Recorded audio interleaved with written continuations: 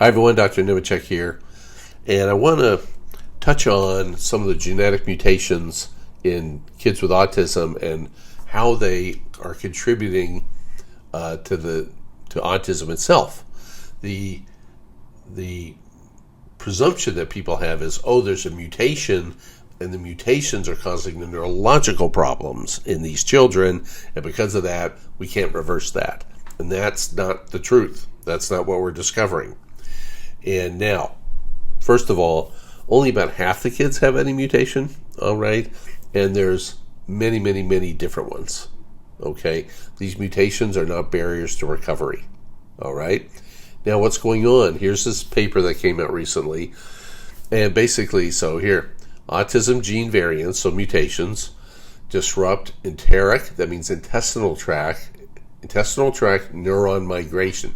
So how these neurons, when you're developing, can spread out and function and lead to gastrointestinal dysmotility.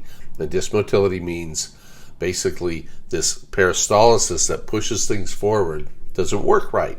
All right. Now, what I've talked about over and over again in the books and my videos is what the fundamental aspect that's triggering autism is an imbalance of intestinal bacteria. So this is a normal setup. Your stomach, small intestine, large intestine. The small intestine is colonized by these families of bacteria, and the colon by these families of bacteria. Now, there's very few bacteria actually in the small intestine. Some researchers will even use a phrase like almost sterile to describe it, whereas in the colon you might have 4 trillion bacteria. All right. Now, what drives autism is this. Normal bacteria in the wrong place. This overwhelms the small intestine. You end up with over 100,000 times the bacteria. Stuff leaks through the wall into the surrounding tissue in the body, causing a release of these inflammatory markers. And what is suspected is, if it's predominantly a Clostridial species, it will produce propionic acid, and this can have a almost hallucinatory effect on the children. And when you see these kids are just non-responsive and just kind of in these bizarre behavior, all right? The propionic acid is also, there's some rising concern that it is causing a chemical injury to the brain that leads to a lot of the autonomic dysfunction. Now, we know in adults, the primary thing that will cause an adult to go from balanced to overgrowth, or what we call SIBO, is slow motility, okay, of the small intestine in particular. So slow motility of the small intestinal tract is this triggering effect. Well, that's what they're finding in this paper.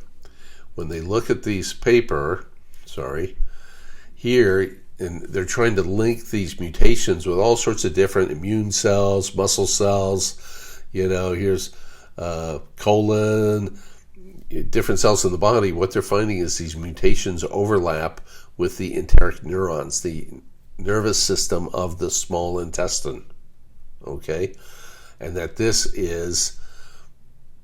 impairs that motility and is setting the kids up for having a higher risk of developing overgrowth and autism. Now,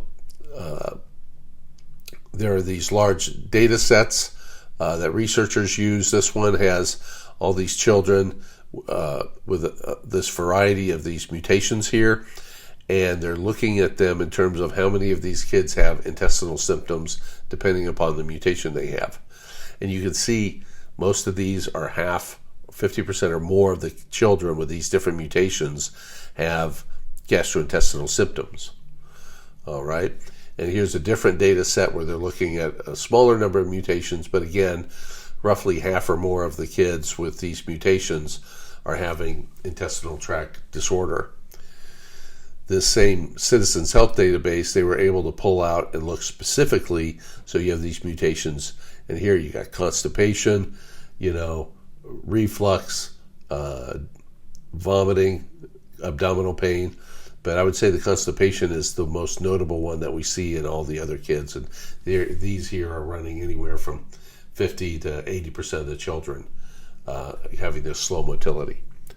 So this is what we see, and the important part of this is if you have slow motility and you have this, and you have a mutation, the mutation will not prevent you from fixing this. So even if you have a mutation, we can quite easily put the kids on inulin or use rifaximin, and we can get their gut balanced. The leaky gut stops. They quit making propionic acid. They kind of snap out of this fog they're in.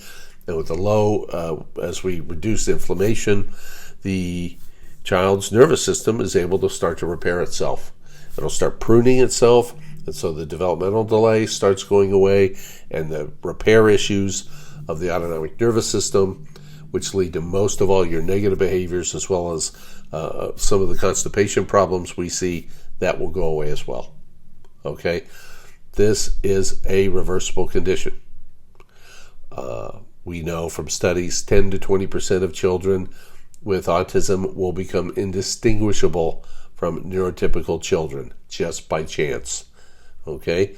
Our goal here with the Nemechek protocol is trying to drive that number up to 70, 80, 90% of the kids, get them to recover if we can.